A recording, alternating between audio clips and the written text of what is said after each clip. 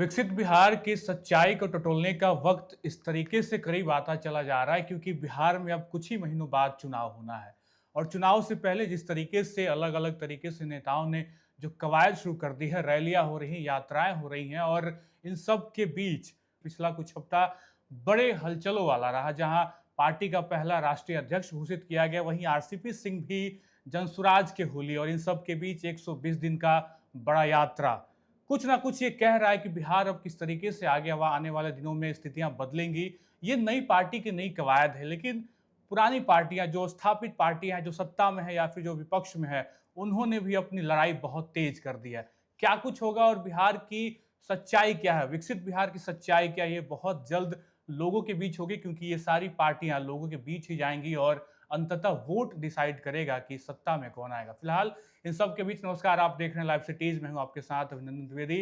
Live cities की morning bulletin सुबह की चाय में आपका बहुत स्वागत है। हमारे साथ हमेशा की तरह इस खास पेशकश में रवि उपाध्याय सर हैं। सर, आपको बहुत बहुत स्वागत है। राजनीति तो हो रही है, लेकिन सीएम नीतीश भी चुप नहीं है, वो भी लगातार अलग अलग जगह घूम रहे हैं, नई सौगातें दे रहे हैं, और इन सब के बीच दिल्ली जाने वाले हैं। वो कुछ बड़ा पकने वाला है। नहीं, देखिए, सबसे बड़ी बात है कि नीतीश कुमार जो बिहार के मुख्यमंत्री के साथ साथ जदयू के राष्ट्रीय अध्यक्ष भी हैं, जी। ऐसे में उनकी उपस्थिति आज दिल्ली में होने वाली है, क्योंकि नीति आयोग की बैठक जी है।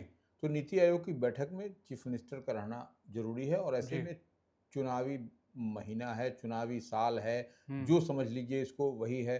तो अब गिने चुने महीने रह गए, उससे पहले आपको चुनाव आचार संहिता भी लग जाएगा। तो इस लिहाज से नीतीश कुमार भी तैयारी में है। डबल इंजन की सरकार है, नरेंद्र मोदी केंद्र में प्राइम मिनिस्टर हैं, तो ऐसे में नीति आयोग की बैठक में हिस्सा लेंगे नीतीश कुमार। उनके साथ में भारतीय जनता पार्टी से नीतीश कैबिनेट में मिनिस्टर विजय सिन्हा जो डिप्टी सीएम है, और सम्राट चौधरी वह भी रहेंगे। और ये देखिए, सबसे बड़ी बात है कि आज तो बैठक है, उसके बाद से दूसरे दिन फिर 25 मई को एनडीए के मुख्यमंत्रियों की बैठक होनी है। वह भी प्रधानमंत्री नरेंद्र मोदी रहेंगे वो 25 मई को। आज नीति आयोग, कल जो है सो एनडीए के तमाम मुख्यमंत्री जो भी हैं देश में, अलग अलग राज्यों में, तो वो शामिल होंगे। तो वह भी मीटिंग, वह भी बैठक जो होगी, वह भी अहम बैठक होगी। और निश्चित तौर पर जब प्रधानमंत्री रहेंगे तो एनडीए के मुख्यमंत्रियों की बैठक होगी, तो अध्यक्षता भी वही करेंगे। इसमें भी कहीं कोई इस बट की बात नहीं है। तो ये सबसे बड़ी बात है कि जब वहां पर वो रहेंगे, और बिहार में इस बार विधानसभा का आम चुनाव होना है, तो ऐसे में वह भी फीडबैक लेंगे कि बिहार में क्या कुछ करना, कैसे करना, और तमाम तरह की जब बातचीत होगी। कहाँ देखिए, लड़ाई बहुत एकदम आमने सामने की लड़ाई बिहार में इस बार विधानसभा के चुनाव में होना है। एक तरफ तेजस्वी, आपको इंडिया ब्लॉक, एक तरफ एनडीए रहेगा, नीतीश कुमार का चेहरा आगे करके नीतीश कुमार की अगुवाई में लड़ेगा। तो यह सब कुछ देखा जा रहा है। और इसी तरीके से आप देखिए कि चिराग पासवान की पार्टी बार बार कुछ न कुछ जो शक शुबा खड़ा कर दे रही है, वह भी एक विषय है। तो ऐसे में निश्चित रूप से नरेंद्र मोदी के साथ में नीतीश कुमार मिलेंगे, बातचीत होगी, बड़ी बैठक मानी जा रही है 25 मई को। तो उस दिन कुछ न कुछ आपको दिखाई पड़ेगा। चिराग का जिक्र किया आपने, चिराग भी बीते दिनों नीतीश कुमार से तो मिल ही लिए, लेकिन नीतीश की जो हलचल है उस पर कहीं ना कहीं सबकी नजर रहती है। सीएम नीतीश का हर एक कदम खबर बनता है और बड़ा कदम रहता है। पीएम मोदी से मुलाकात, हालांकि जब भी बिहार आए पीएम मोदी तो उन्होंने मुलाकात की ही, लेकिन इसकी एक अलग आगे की कड़ी यह है कि सीएम नीतीश का आज दिल्ली जाना और उसके बाद 29 तारीख को पीएम मोदी का बिहार आना, कैसे देख रहे हैं इन सबको? क्योंकि पीएम मोदी बड़ी सौगात भी देंगे बिहार आएंगे तो, और उसके बाद तो तमाम चीजें, मीटिंग और सिलसिला तो लगातार चलता ही रह रहा है। देखिए, सबसे बड़ी बात है कि प्रधानमंत्री जिस भी प्रदेश में जाते हैं वहां पर निश्चित रूप से सौगात की बरसात होती है। और बिहार में इस तरीके से जो केंद्र सरकार की नजरे इनायत हैं, इसको पूरे बिहार की जनता भी समझ रही है। क्योंकि हम बार बार एक बात दोहराते हैं कि लड़ाई आमने सामने की है इंडिया ब्लॉक और एनडीए में। तो इस बार जो 2025 में 225 का टारगेट एनडीए ने रखा है, लक्ष्य रखा है,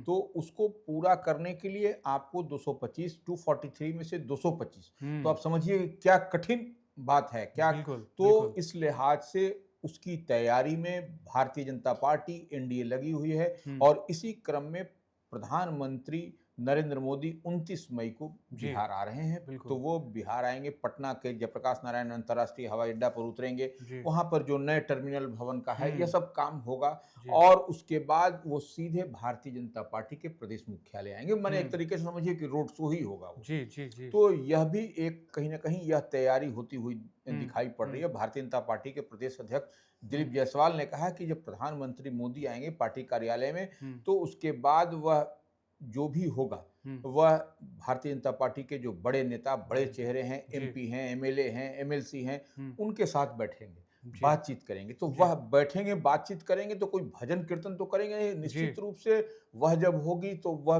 बिहार में क्या क्या करना है, कैसे कैसे करना है, और एक मैसेज देना है सामने वाले को कि देखिए डबल इंजन की सरकार है, वह कुछ आपकी बेहतरी के लिए काम कर रही है। आपने देखा भी कि बीते दिन आप वो कि एयरपोर्ट के पटना के जयप्रकाश नारायण अंतर्राष्ट्रीय हवाई अड्डा का जो विस्तारीकरण हो रहा है, तो यह सब भी आपको कुछ न कुछ होता हुआ दिखाई पड़ेगा।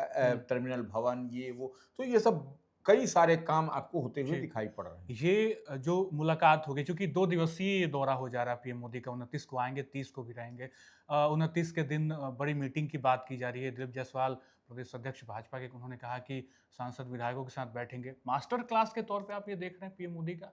नहीं, देखिए, वो निश्चित रूप से प्रधानमंत्री को जो फीडबैक मिलेगा तो वो उसी एक बड़ा फीडबैक होगा, क्योंकि वह जब सबसे साथ बात करेंगे, प्रदेश अध्यक्ष के साथ दोनों डिप्टी सीएम होंगे, अन्य जो एमएलसी होंगे, एमपी होंगे, केंद्रीय मंत्री होंगे, तो वह एक बड़ा फीडबैक एक मिलेगा उनको। तो उस लिहाज से एक ग्राफिक्स बनाने के लिए समझिए, या एक रोड मैप बनाने में बड़ा सहयोगी होगा इस बार के विधानसभा चुनाव में एनडीए को, या कह लीजिए भारतीय जनता पार्टी। बिल्कुल। और देखिए, पीएम मोदी का भी आगमन तो 29 को होगा, लेकिन इसके पहले रेल मंत्री का आगमन बिहार हुआ, और पिछले 2 दिनों से वो बिहार में थे, और इन सब के बीच वो बड़ी घोषणा भी की, उन्होंने निरीक्षण भी किया, और एकदम से जिस तरीके से वो ट्रेन में खुद ही सवार हुए और रवाना हो चले मुंगेर की तरफ, ये बड़ा एक अच्छा संदेश भी कि जो विकास का कार्य है वो भी तेज रफ्तार के साथ दौड़ रहा है भाजपा की सरकार में, ये भी बताने का एक संदेश था क्या? देखिए, अश्विनी वैष्णव रेल मंत्री हैं, काम करने के लिए जाने जाते हैं, लेकिन आप देखिए कि वह जमालपुर गए, जिस जमालपुर में लंबे समय से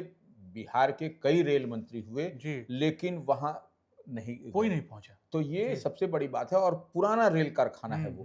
तो वहां वो 17 वर्षों के बाद जब गए, तो आप समझ सकते हैं कि क्या कुछ है, और वहां रेल कारखाना जीर्ण शीर्ण अवस्था में किस तरीके से था, वो कहने की बात नहीं है। तो और वहां पर जमालपुर रेलवे स्टेशन का भी उन्होंने निरीक्षण किया, और देखिए पटना जंक्शन से ट्रेन में सवार हुए, और वो उनके साथ में मंत्री भी थे, सम्राट चौधरी भी थे, विजय, तो यह सब और तमाम कई बड़े चेहरे थे। तो वहां जाकर के अद्यतन स्थिति, ग्राउंड जीरो का क्या रिपोर्ट है, वह जमालपुर रेल कारखाने का, वह भी उन्होंने ग्रहण किया। उसके बाद देखिए, अब देखने वाली बात है कि जमालपुर रेल कारखाना रेल मंत्री अश्विनी वैष्णव के दौरे के बाद, समीक्षा के बाद, वहां का चेहरा और स्वरूप क्या बनता है और क्या बिगड़ता है। बिल्कुल, जीर्णोद्धार के लिए तमाम कवायद तो हो रही है, और उनका पहुंचना अपने आप में बड़ी खबर है। लेकिन बड़ी खबर एक और है जो कि आपको बतानी बहुत जरूरी है। शिक्षा विभाग की तरफ से निकलकर बड़ी खबर आ रही है।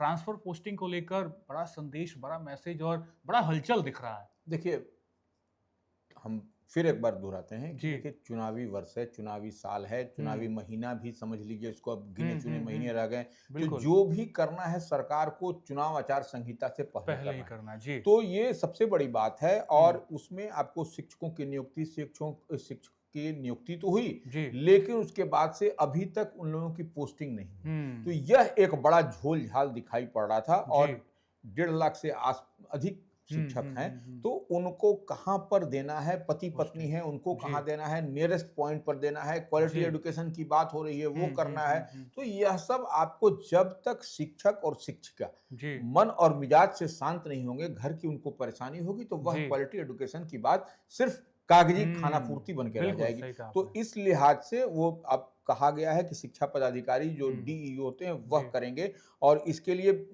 विद्यालय का भी आवंटन करने की प्रक्रिया है, और 23 जून से 30 जून तक योगदान भी शिक्षकों का हो जाएगा, यह भी कहा जा रहा है। तो इसके लिए अब 15 जून तक जो है सो यह सब कर लेना है।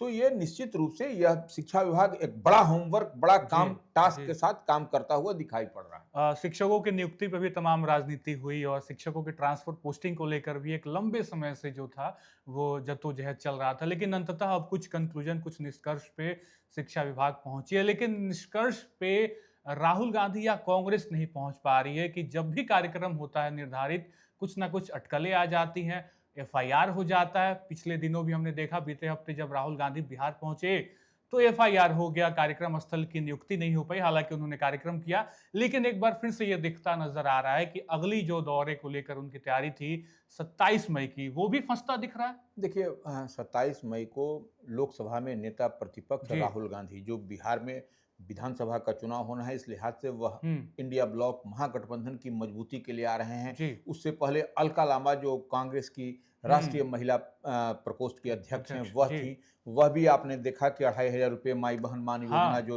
आरजेडी का है, तो वो उसी तरह से देते हुए घोषणा की। तो यह एक बड़ी बात है। और देखिए नालंदा में उनको कार्यक्रम करना था राहुल गांधी को 27 मई को, लेकिन वह दौरा अभी तत्काल स्थगित कर दिया गया है। नालंदा में जहां पर उनको मीटिंग करनी थी राहुल गांधी को, वहां वह एलोकेशन, वह अलॉटमेंट शायद नहीं हो सका है। ये प्रारंभिक, और वहां पर अति पिछड़ा महासम्मेलन करना था, तो जब जब जगह का ही नहीं हुआ तो फिर वो तत्काल उस कार्यक्रम को स्थगित कर दिया गया। काल के चक्र में कहीं ना कहीं राहुल गांधी के हर कार्यक्रम को हम लोग फंसता तो देख रहे हैं। बहरहाल वो कार्यक्रम तो करते हैं, लेकिन जब बिहार पहुंचे तो शोर भी था। शोर एक और है जनसुराज को लेकर। बिहार में एक बड़ा तबका जो है वो जनसुराज के कार्यक्रमों में शामिल हो रहा है। हम तस्वीरें लगातार दिन देख रहे हैं कि कैसे हर जिले में जब प्रशांत किशोर पहुंच रहे हैं तो एक बड़ा जनसैलाब दिख रहा है। और आज एक बार फिर वो सिवान में दहाड़ेंगे, शहाबुद्दीन का क्षेत्र है।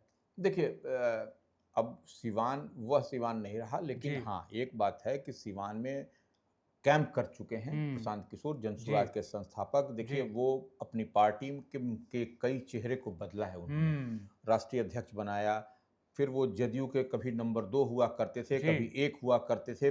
नरेंद्र मोदी कैबिनेट में मिनिस्टर थे। रामचंद्र सिंह को उन्होंने पार्टी में विलय कराया, उनकी पार्टी को।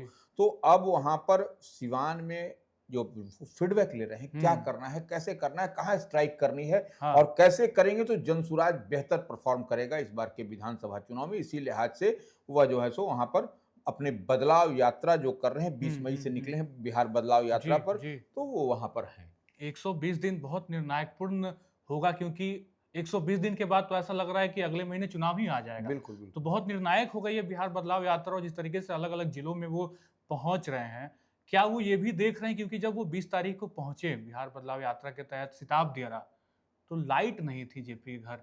तो मुझे लगता है कि इस यात्रा से भी बहुत कुछ बदल जाएगा बिहार में, और एक संदेश जाएगा कि पीके जहां जहां पहुंच रहे हैं वहां चीजें बदल रही हैं। बिल्कुल।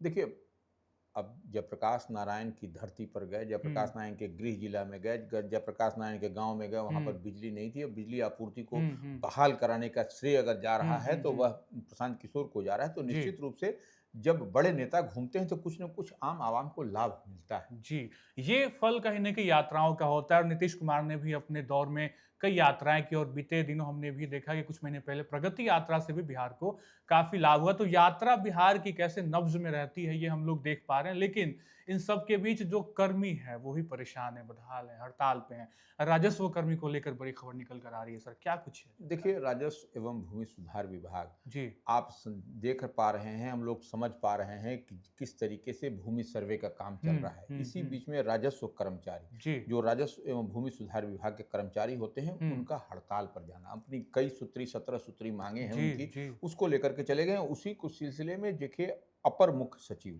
जो दीपक कुमार सिंह हैं और सचिव जय सिंह ने इन्होंने तमाम जो है सो जिलाधिकारियों के साथ वीडियो कॉन्फ्रेंसिंग के जरिए बातचीत की और अद्यतन हालात को लेकर के चर्चा की। और चिंता का विषय है, और हड़ताल करने वाले राजस्व कर्मचारियों की जो मांग है उसको विभाग मानने को भी तैयार है।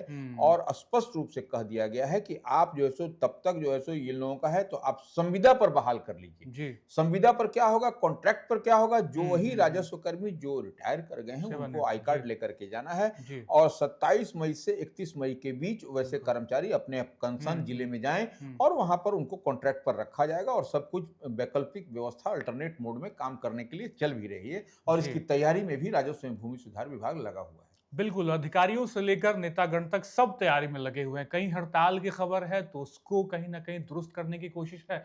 कहीं जनता की कुछ शिकायत है तो उसको भी नेता अपनी यात्रा से अलग-अलग जिलों में पहुँच रहे हैं और जनता की बातें सुन रहे हैं, जनता की समस्याओं को सुनकर उसका हल करने की कोशिश कर रहे हैं। और फिलहाल बड़ी खबर तो ये है कि आज जब नीतीश कुमार दिल्ली पहुँचेंगे तो पीएम मोदी से किस तरीके से मुलाकात होगी, हर खबर पे हमारी नज़र रहेगी। फिलहाल आज के एपिसोड में इतना ही। आप बने रहें लाइव सिटीज़ के साथ। बहुत-बहुत शुक्रिया।